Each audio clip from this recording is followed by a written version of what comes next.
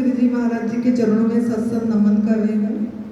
परम पूज्य सत्य बीबी चौहान गुरु जी जो एडवांस न्यू डैट सिस्टम की जनक है, उनके चरणों में नमन कर रही हूँ। इसकी माता पिता को प्रणाम और आप सभी साधक जन जो ये शिविर करने आए हैं 3 सितंबर 2024 से 7 सितंबर 2024 Haridwar Ganesh Vatika Shyampur Kangri advance new diet system का जो तप सेवा सुमिरन का साधना केंद्र में हो रही है ये शिविर, उसमें आप सब आए हैं। तो आज जो तीसरी क्षेत्र होने जा रहा है पहला दिन का, इसमें आप सभी लोगों का स्वागत है और आप सभी जनों को आनंदी का प्यार भरे नमन है, नमन है, नमन है। तो हमने आज सवेरे से चर्चा करते आ रहे हैं आपका पहला भूमि तैयार की, ताकि आप आपकी पात्रों को सही रखो, सीधे रखो, उसमें छेद न हो और पात्र भी खाली रहे, ताकि आप यहाँ जो सुनेंगे वो आपके अंदर जाए। इसके लिए एक भूमि तैयारी हुई। फिर बीज बोए। कौन सा बीज बोए कि ना जो जैसे हम कर्म करेंगे ऐसे हम फल पाएंगे। तो जैसे हम सोचेंगे, पहला सोचना विचार, तो सोचना विचार जैसी होगी ऐसी हमारा कर्म होगा, ऐसा हमारा फल होगा।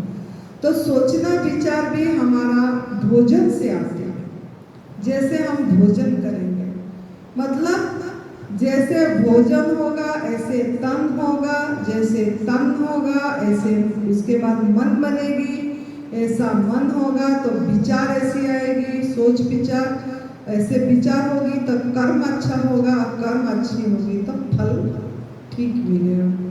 तो जैसा सोचेंगे हम ऐसा बन जाएंगे, जैसा कर्म करेंगे ऐसा फल पाएंगे।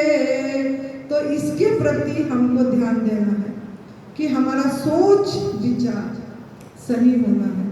तो उसके लिए सोच विचार के लिए हमको भोजन सही करना है।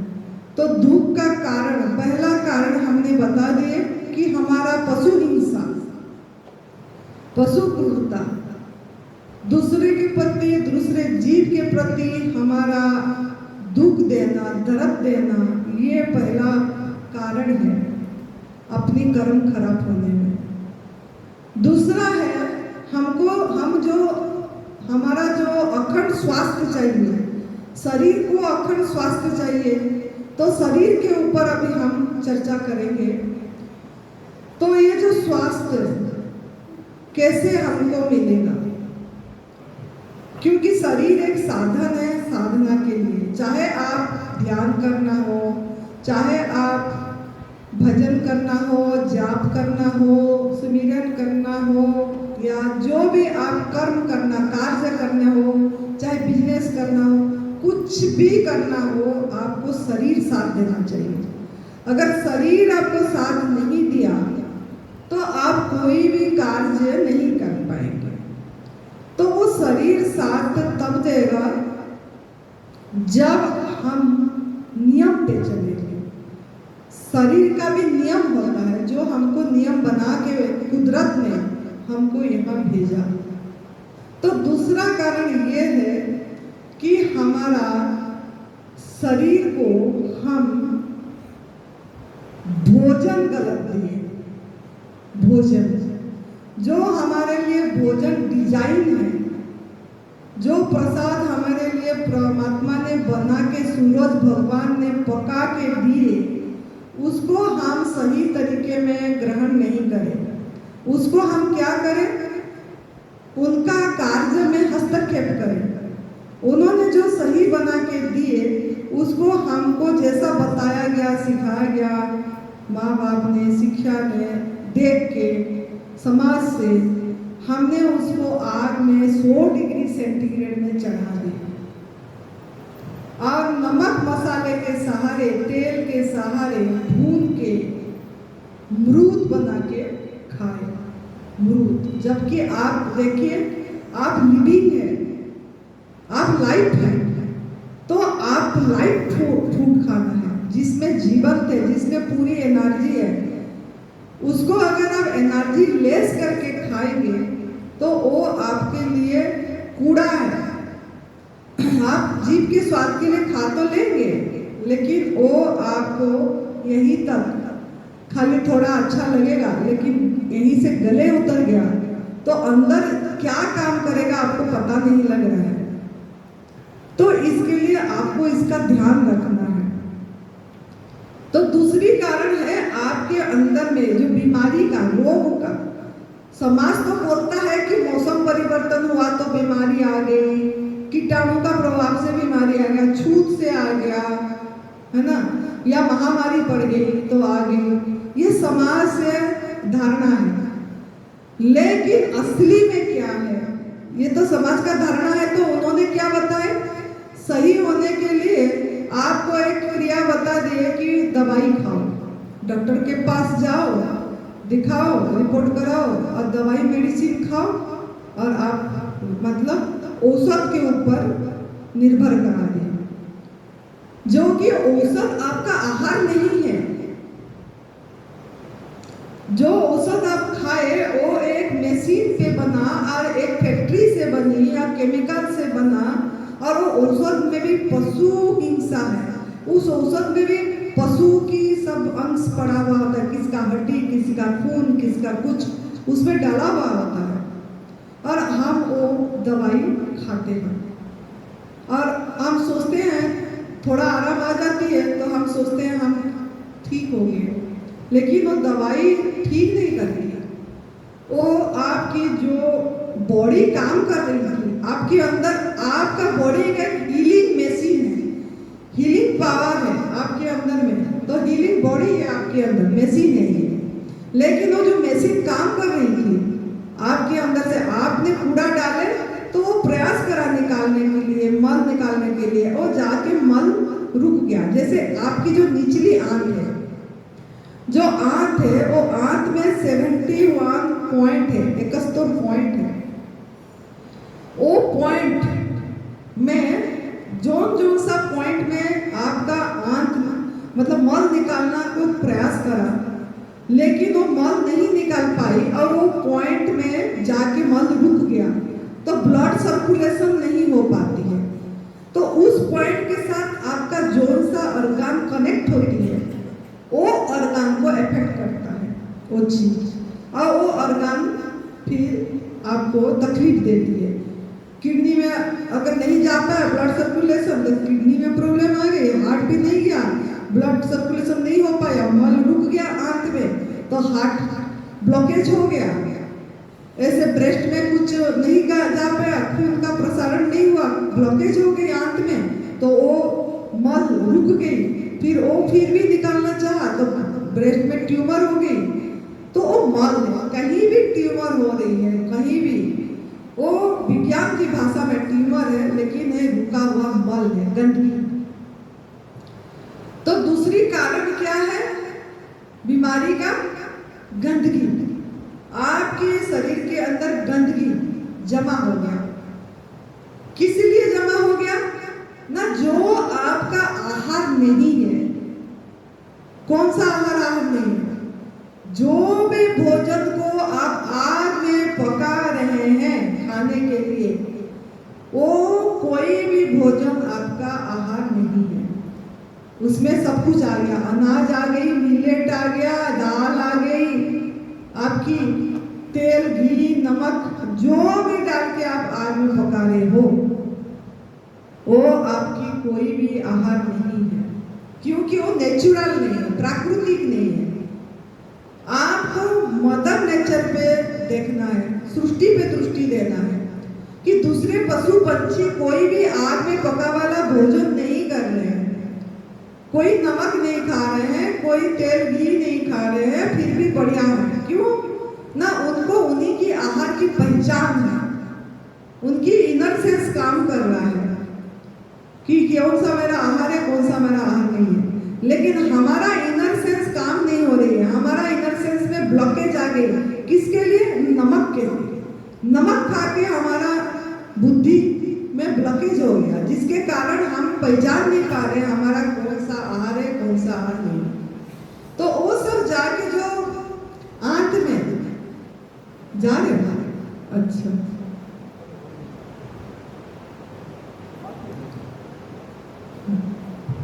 इतना का बात ठीक।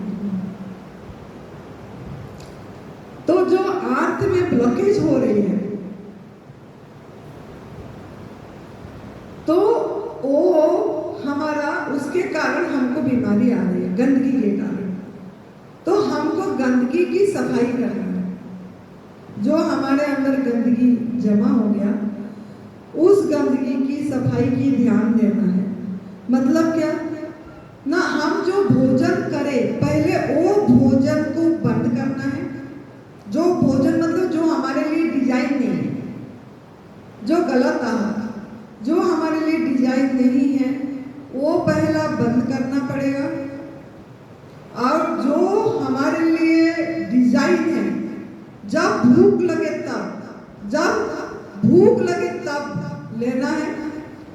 और जो पहले डाले हुए हैं उसकी सफाई करना है, उसकी सफाई करना है। जो गलत आहार और जो क्या आहार हम डाल रखे हैं अंदर, उसकी सफाई करना है। तो गंदगी जो खुद डाले हैं, खुद गलती करे हैं, तो इसीलिए खुद को सफाई करना पड़ेगा। हमको हेल्प करना पड़ेगा। हमारा अंदर जो जीवनी शक्ति है, भगवान बैठे हैं, उनको हमको सहयोग करना पड़ेगा, क्योंकि हम ही अपनी गलती करे हैं। तो इसीलिए जो हमारा एडवांस न्यू डाइट सिस्टम का जो दूसरी स्टेप है, पहला स्टेप क्या था कि कर्म सिद्धांत बताए। दूसरा स्टेप ये है कि आपको गंदगी की सफाई करना है। तो गंदगी की सफाई करने के लिए आपको 3 टूल है गंदगी सफाई का।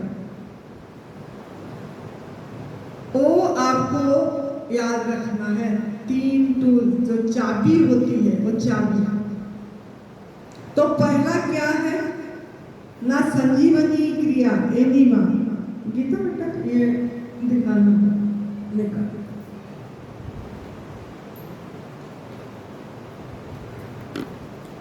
ये जो बच्ची ने दिखा रही है,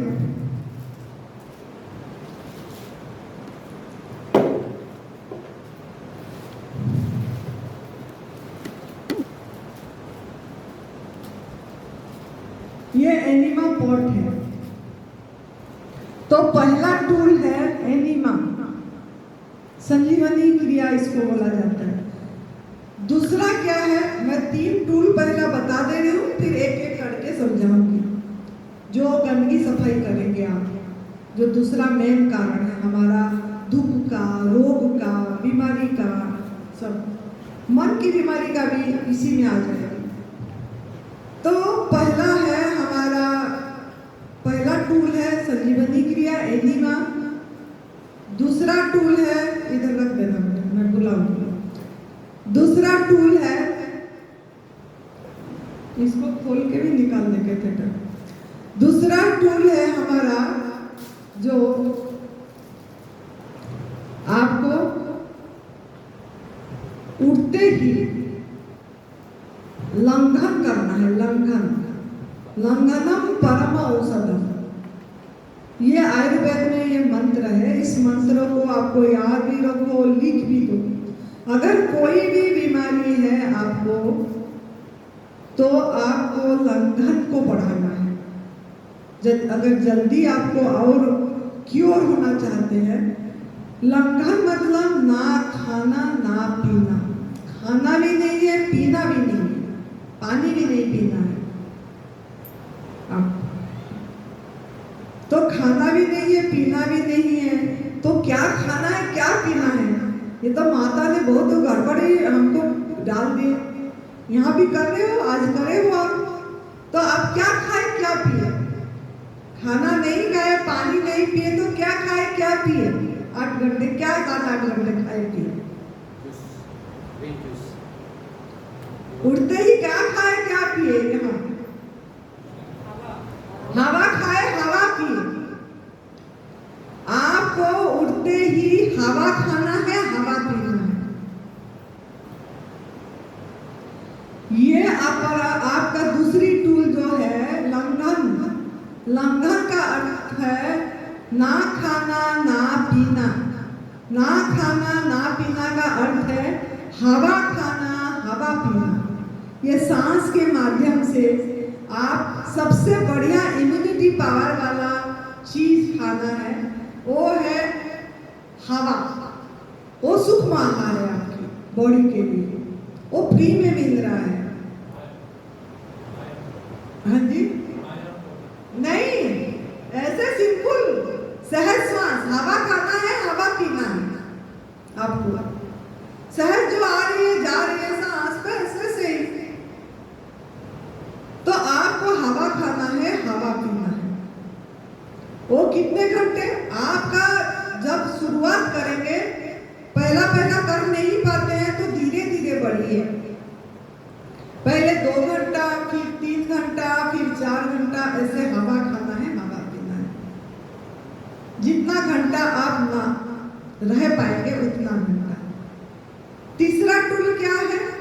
तीसरा टूल ये है कि ये जो आपने उपवास करे, हवा खाए हवा पिए,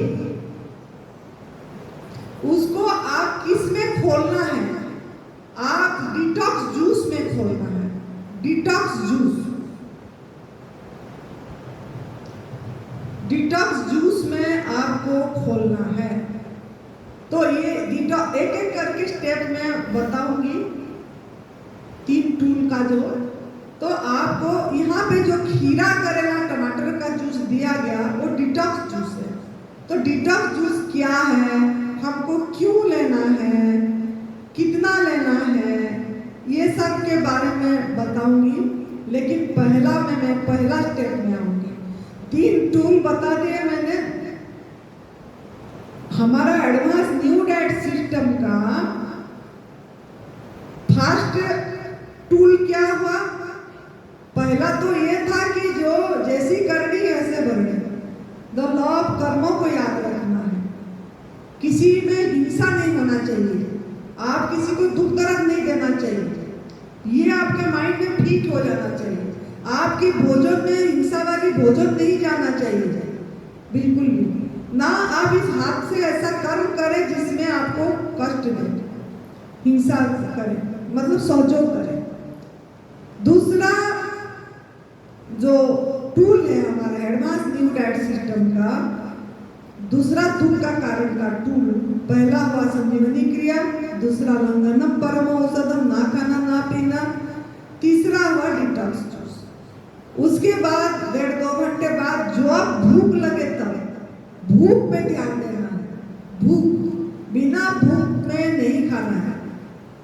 अगर बिना भूख में खाएंगे तो वो आपका काम नहीं करेगी, चाहे अमृत है वो चीज, चाहे प्राकृतिक आहार है। अगर बिना भूख में खाएंगे तो आपको उस जहर का काम करेगा। तो भूख का ध्यान रखना है आपको।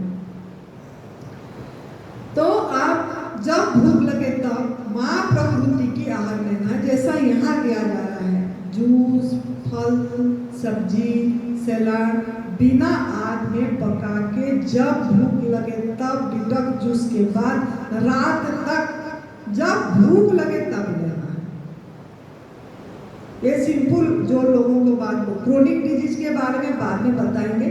जो सिंपल बीमारी है, जिनको हार्ट का प्रॉब्लम है या कुछ डायबिटीज, शुगर, ये सब के लिए जो ब्लड प्रेशर वाले ये सब, तो ऐसे करना है। कैंसर वाला भी यही करना है, लेकिन धीरे धीरे आगे बढ़ना है। तो जब लेकिन पूरी तरह प्राकृतिक आहार पे रहना है। आग में पका वाला भोजन हमारा भोजन नहीं है, ये माइंड में फिट रखना है। वो कैसे रखना है मैं फिर बताऊंगी, कैसे आपका अंदर से वो चीज निकलेगी जाएगी। तो आपको यही हमारा जो 3 टूल बता दी। अब पहला टूल के ऊपर मैं आऊंगी, क्यों पहला दिन है तो अभी बताना जरूरी है, ताकि आप शाम को इसको करो। यहाँ पे पानी का सुविधा नहीं है तो बोल देना पानी आ रहा है नहीं आ रहा है। ये आपको फोन करके, सुरेश बेटा का फोन नंबर आपको पता होगा, उनको फोन करके या जगपाल को फोन करके बताना है, तो यहाँ पे पानी का वो हो जाएगी। लेकिन ये आपको करके देखना है। ये जो चीज अगर करेंगे तो पाएंगे।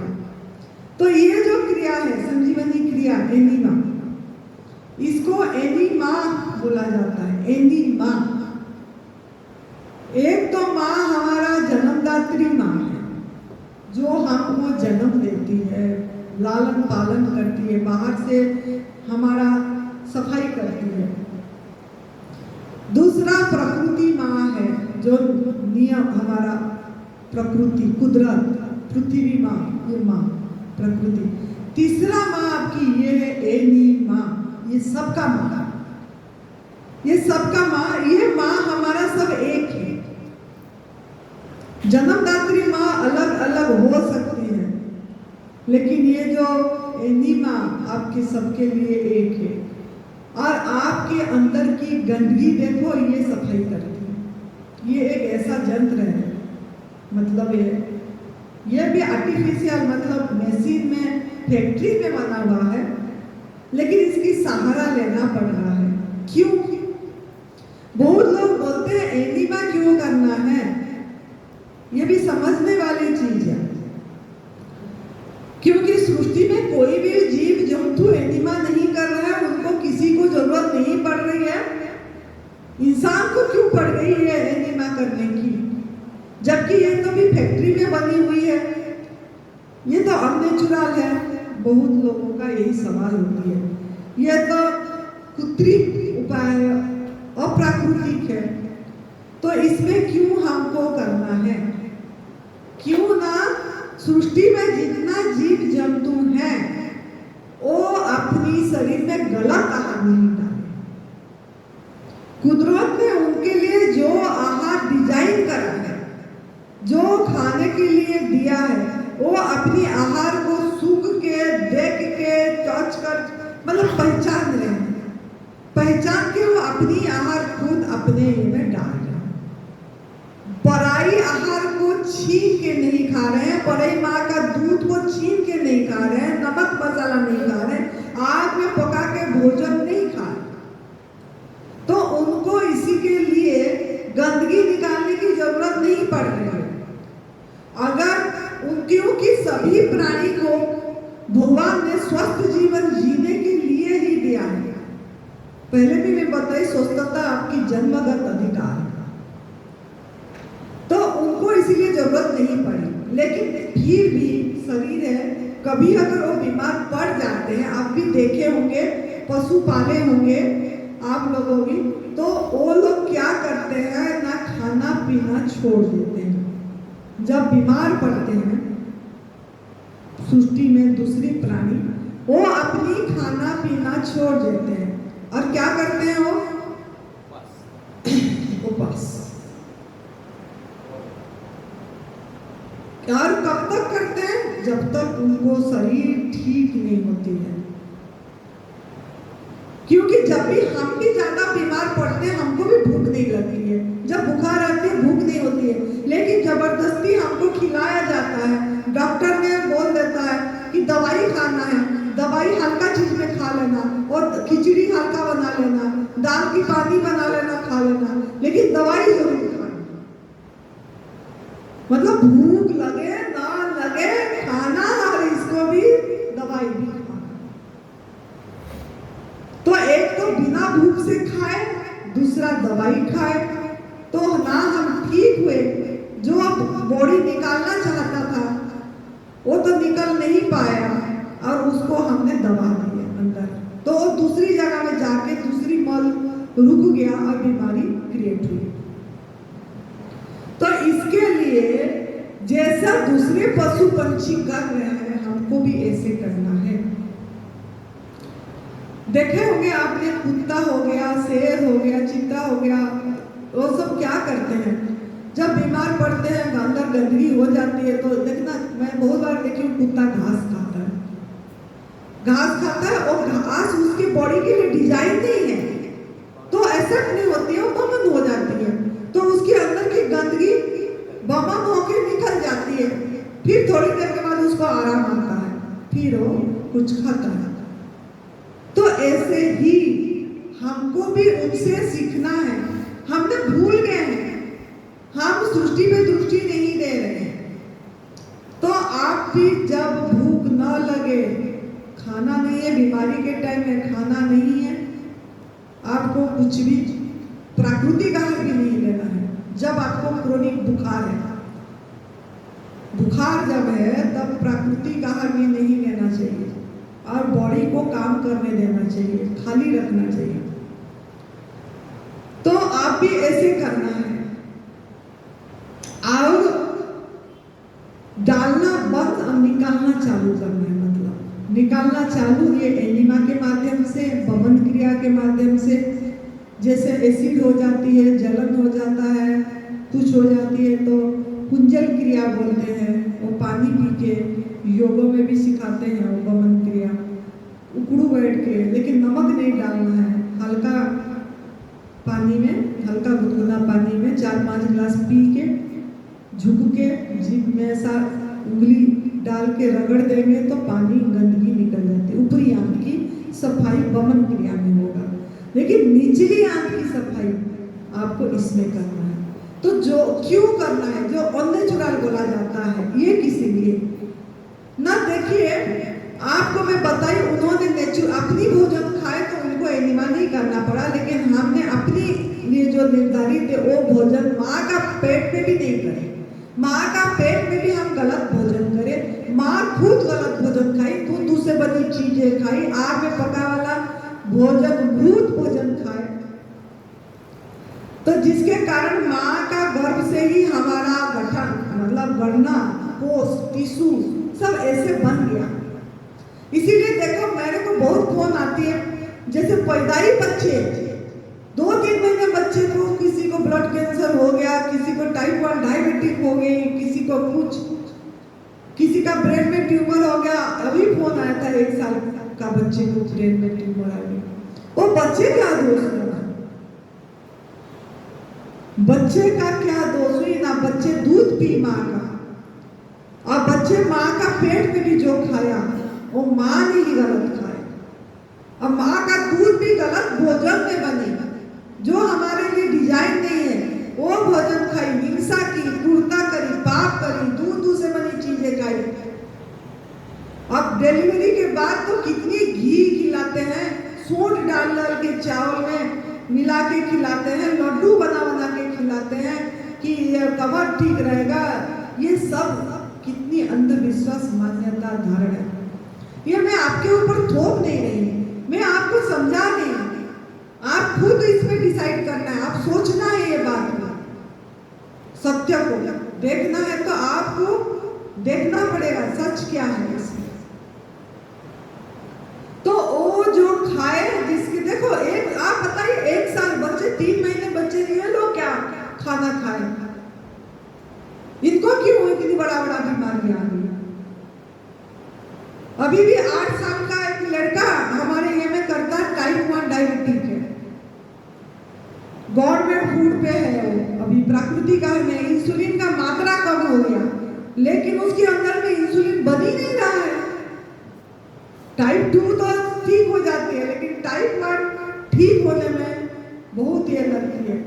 टाइप 1 के लिए इंसुलिन नहीं बन रहा है, लेकिन जो उसकी अमाउंट था, 24 यूनिट, 16 और 20 यूनिट जो लेती, वो कम हो के अभी उसकी 6 यूनिट में आ गई है। इतनी तो हो गया है, अब बाकी उसकी अंग सही रहेगा। जैसे शुगर वाला का किडनी में अफेक्ट करती है, हार्ट में अफेक्ट करती है, बाकी अंग उसकी बच जाएगा वो बच्चा का। लेकिन वो अगर इसी आहार में नहीं आएगा तो बाकी अंग में भी इफेक्ट होगा, वो दवाई के कारण होगी, वो केमिकल जो जा ही रही है,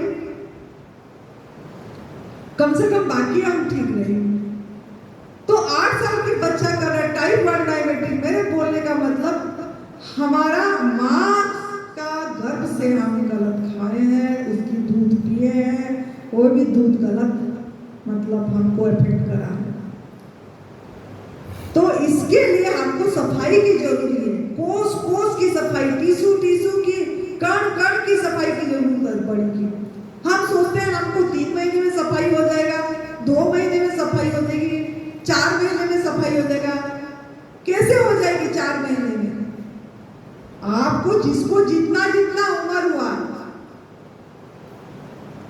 उतना तो हमने गलत आहार खाए हैं ना। जब ये नहीं पता तब तक तो, उससे पहले तक तो जिसको जितना उम्र है खाए हैं, तो आप कैसे आशा कर रहे हैं कि मेरा 4 महीने में सफाई हो जाएगी? 7 साल में एक बार बॉडी पूरी रिमॉडलिंग होती है, 7 साल में एक बार। तो आपको जितना साल हुआ उतने साल में एक बार, मतलब 4, अगर 42 इयर्स हो गए तो 6 साल, तो 6 साल आपको तो लगेगी। ये प्राकृतिक आहार जब लेंगे, कम से कम 6 साल आपको पूरी तरह प्राकृतिक आहार में रहेंगे तो आपका कुछ टीसू सफाई थोड़ा होगा। अब 6 महीने में कैसे आशा कर रहे हैं? हमारा अभी हुआ है, 5 साल के बाद पूरी तरह अच्छी से होगा, क्योंकि मुझे 42 साल में ही ये रास्ता नहीं मिली। अब मेरे शरीर की उम्र अभी 49 हो गई।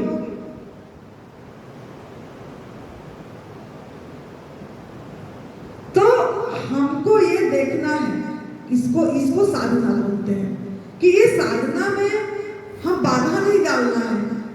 अगर हम ये साधना कर रहे हैं और फिर गलत भोजन डाल देंगे बीच में, तो साधना चल रही है, हम साधना को भंग करेंगे, क्योंकि हम इसको साधना नहीं समझे। जीव से की लालसा की वजह से, आसक्ति की वजह से हम फिर पका वाला भोजन पे टूट पड़े। वो जो मसाला का बदबू, मैं तो बदबू बोलूंगी, आपको खुशबू लगती है, थोड़ा सा वो छोंक पड़ गई, स्मेल आ गया, बस हमारा अंदर की वो हिल गई, एक्टिव हो गई नर्वस सिस्टम, और फिर हम उसमें टूट पड़े। तो आपका मन में पक्का बनाना है कि विवेचन गुरुजी ये बात बताते हैं कि आप खाना पा खाना है, खाना पा खाना है बोलते हैं। ये जो आप खाना खा रहे हो, खाना मतलब ना खाना नहीं खा, और खाना को उल्टा दो, ना खा नहीं खा, दोनों में खाना नहीं खा बोल रहा है वो, लेकिन हम वो खाना खाना है। जो खाना हमारे लिए निर्धारित ही नहीं है, उसी को खाते चले जा रहे हैं।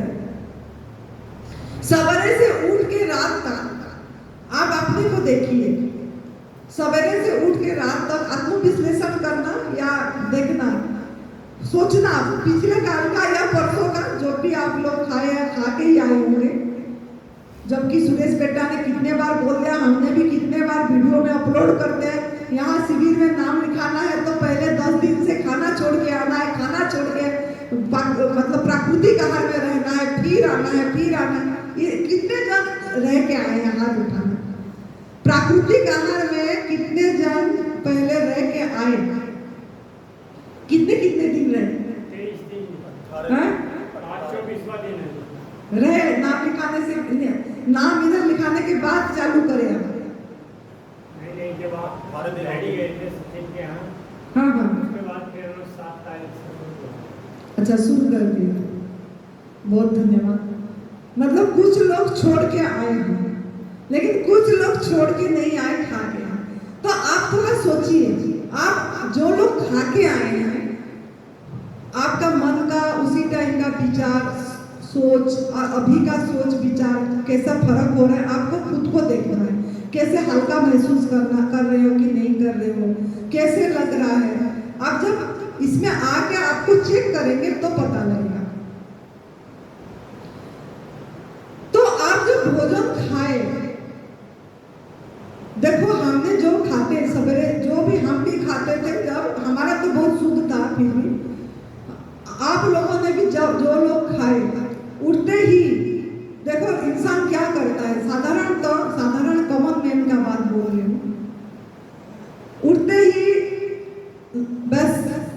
गए कि नहीं टॉयलेट, गए ना गए, वैसे चालू हो गया मशीन, चाय या दूध, उसके अंदर रस, बिस्किट, कुछ भी। उसके बाद भूख लगे ना लगे 1.5-2 घंटे बाद फिर क्या खाते हैं? परोठा, नाश्ता, कुछ भी नाश्ता, ब्रेकफास्ट। ब्रेकफास्ट को भी समझ लीजिए, breakfast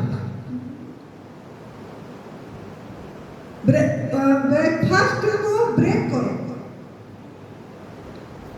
otherwise breakfast will break you soon. Break your breakfast, break your breakfast, otherwise breakfast will break you soon. Breakfast को ब्रेक करें, नहीं तो आपको वही ब्रेक करेगा। ब्रेकफास्ट में कुछ भी, परोठे, मक्खन, दही, कोई ढोकला, फाफड़ी, जिसका जैसा देश ऐसा देश, जैसा भोजन, जो जौन सा राज्य का है, उनका जो भी भोजन है वो खाते हैं। चाय में भी पशु हिंसा है, दूध पिए पशु हिंसा आ गई, कुर्ता आ गया, परोठे में भी आ गई, या जो भी नाश्ता करे चटनी में भी दही पड़ जाती है, वो भी आ गई। फिर 11 बजे एक छोटी सी ब्रेक, 11 साढ़े 11 बजे ऑफिस में भी है तो चाय आ जाओ जी, चाय हो जाए। सर्दी का दिन है, ठंडा है, बहुत ठंड लग रही है। अरे बिना चाय के कैसे चलेगा? फिर चालू हिंसा। देखते जाइए आप कहाँ कहाँ गलती करे हैं आप लोगों ने, सोचिए। चाय या कुछ भी बिना भूख से, भूख नहीं है बस एम ही खाना है बस। दोस्त लोग आगे, अरे थोड़ा सा ले ले, चल गया अंदर। फिर वो हजम नहीं हुआ, सड़ा चढ़ा, क्या पता। फिर उसके बाद फिर 1-2 बजे फिर लंच में भी कितनी वेराइटी। एक में तो खाने से तो एक ही बनाई, क्या हो गया? आज तो कुछ बना ही नहीं, 2-3-4 और भी चाहिए, साथ में बाद में लस्सी छाछ भी चाहिए। मतलब सभी जगह में दूध का चीज, सभी जगह में। रोटी में घी जो पड़ना है, नहीं तो रोटी खाए नहीं। कोई चावल में भी घी डालते हैं, चावल खाते होते हैं तो घी डालते हैं, दाल के ऊपर घी डाल देंगे 1 चम्मच। नहीं तो अरे खाते पीते वाले, बल्कि खाते पीते घर की कैसे निशानी पता लगेगा? तभी तो पता लगेगा, मक्खन घी होना चाहिए। तो सब में देखिए कितनी हमने जीवों को कष्ट दिए हैं, सभी खुराक में, कदम कदम पे दिए हैं। इसके लिए माफी मांगिए। इस तीर्थ स्थान में गंगा किनारे बैठे हैं, भगवान की कृपा है। फिर उसके बाद 4 बजे चाय आ गई, चाय के साथ कुछ बिस्किट हो जाए या नमकीन हो जाए। फिर शाम को गए घर में कोई पकोड़े चकोड़े कुछ भी या चाट। फिर रात को भोजन, डिनर के बाद फिर दूध के बिना तो नींद नहीं आती है। बहुत लोगों को है, दूध के बिना नींद कैसे आएगी? हल्दी वाला दूध चाहिए, किसी को इलायची वाला दूध चाहिए, किसी को केसर वाला दूध चाहिए, किसी को अदरक वाला दूध चाहिए। रात को सोने से पहले जरूरी है, मतलब सवेरे उठते ही रात को सोने तक किसी जीव को हम कष्ट दे के रुला के खाना खाए, अपनी भोजन पूर्ति करें, तो कैसे सुखी रहेंगे?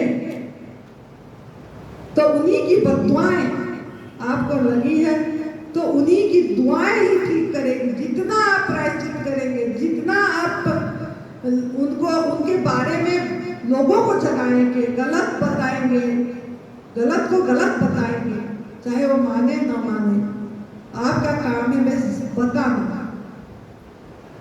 चाहे आपको गाली दे, चाहे आपको कुछ भी बोले, वो आप समझना ये मेरे लिए उपहार है, मेरे लिए अच्छा है, मेरे कर्म साफ हुआ।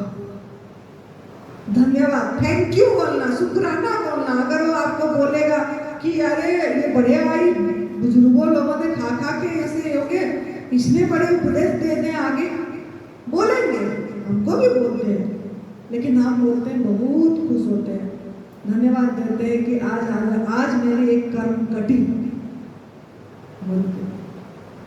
तो आपको भी बोलना है। बहुत लोग बोलते हैं बुजुर्ग लोगों ने खा पी के कोई बीमारी नहीं आई उनको, पका भी खा लेते बोलते हैं, लेकिन थोड़ा उन लोगों को पूछना जो बुजुर्ग लोगों का मौत कैसे है। अगर मौत भी सही हुई, अगर मौत भी हो गई, लेकिन उन्होंने क्या अपने आप को जान के मरे, अपने आप को पहचान के मरे? उनकी मौत हुई, शरीर का मौत तो जड़ना सकती, शरीर जो गया वस्त्र बदल। क्या उनका मोह आसक्ति उनकी बच्ची से, उनकी बेटे से, उनकी बहू से, उनकी पत्नी से छूट के गए? यही सवाल है हमारे, क्योंकि बहुत लोग मुझे करते हैं ना, मैंने उनको पूछती जो भी प्राणी, जो भी बुजुर्गों ने जिनको बिना बीमारी से भी शरीर चला गया, तो उनका शरीर का मन की अवस्था कैसा थी जाते वाली? सबसे इंपोर्टेंट तो वही है। क्या सुमिरन करते करते उनका शरीर का ये हुआ?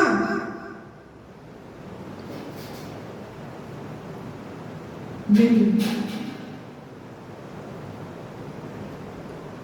कभी नहीं होता है। क्यों ना? ये जो आसक्ति है, मोह है, वासना है, ये कटना बहुत कठिन है, बहुत कठिन है। संत लोगों का नहीं हो पाता है, इतनी भजन करके नहीं हो पाते, क्योंकि भोजन गलत है। संत लोगों ने तो बहुत भजन करते हैं, लेकिन उनका भी आसक्ति नहीं कटती है। आश्रम के ऊपर आश्रम, आश्रम के बाद आश्रम बनाते चले जाते हैं, इकट्ठे करते चले जाते।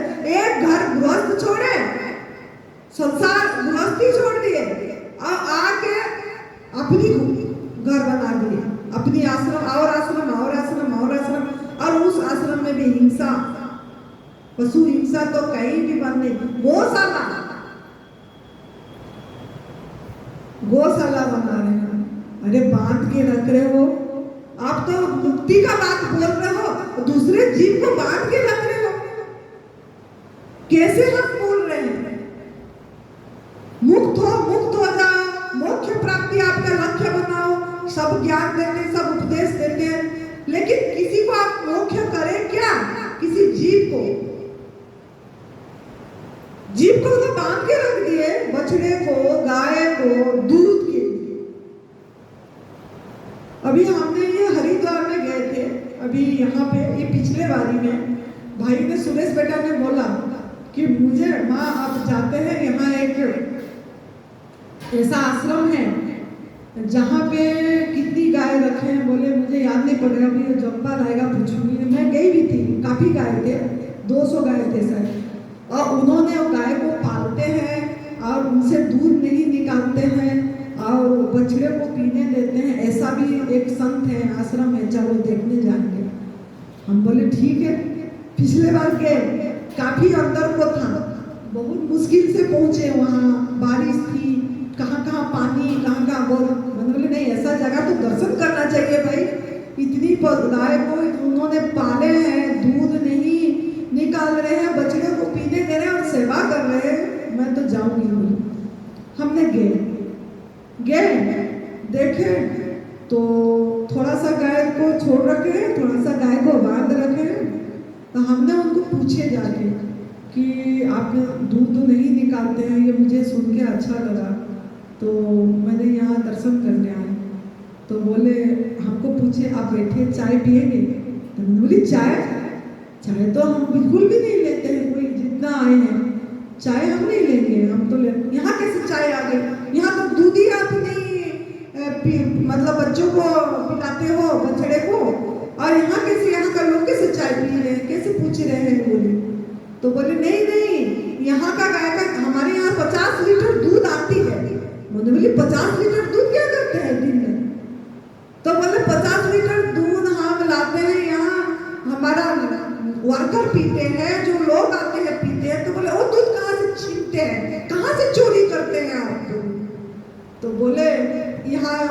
बुजुर्ग लोगों ने वहाँ गाय पाल रखे हैं पास में गाय भैंस, वहाँ से वो खरीद के 50 लीटर दूध वहीं से ले आते हैं। और इस गाय का, अपनी गाय का दूध नहीं लिए, बछड़े को दिए, लेकिन दूसरे का गाय का दूध को लेके आ गए 50 लीटर और वहाँ यूज कर।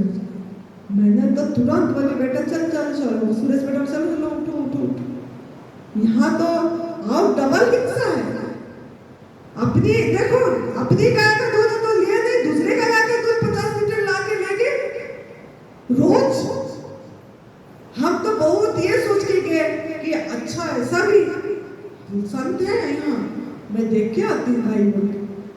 अभी का बात है, अभी 20 दिन पहले का बात। अभी अगस्त हमने 13 को गई थी मैं, अगस्त 13। अभी तो 2-3 सितंबर हो रही है, 20 दिन पहले का बात। तो बोलने का मतलब है, देखो ये भी कोई ये सोच रहे हैं हम पुण्य कर रहे हैं, अपनी बछड़े को पीने दिए, क्या पुण्य करें? दूसरी के बछड़े का दूध तो चुरा लाए, पुण्य हो गई क्या?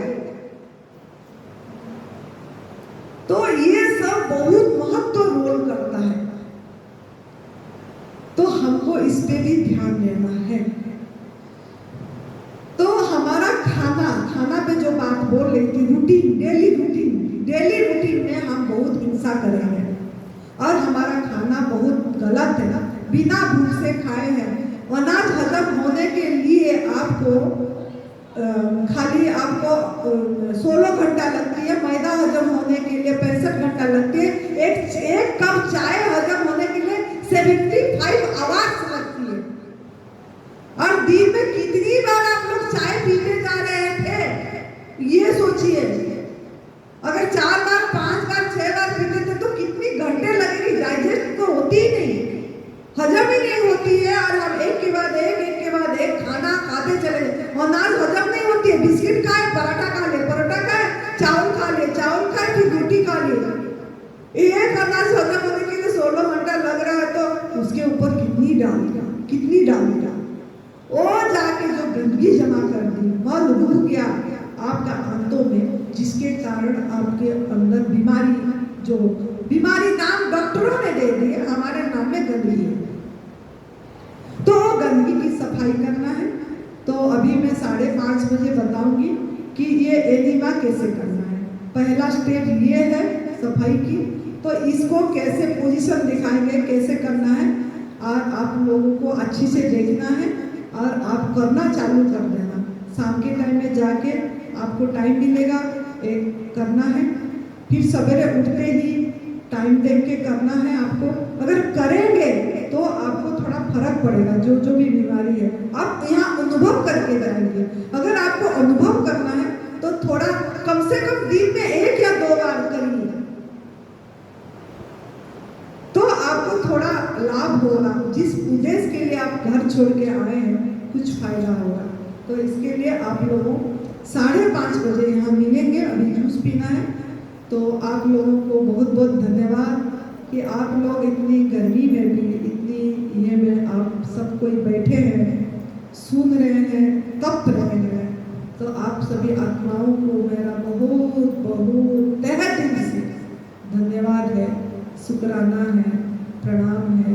और आप लोगों के लिए हम प्रार्थना करेंगे, दुआ मांगेंगे परमात्मा से कि आप लोग ये रास्ता को यहीं से इसी समेट के जाइए और करके लाभ उठाइए और लोगों तक ये रास्ता पहुंचाइए।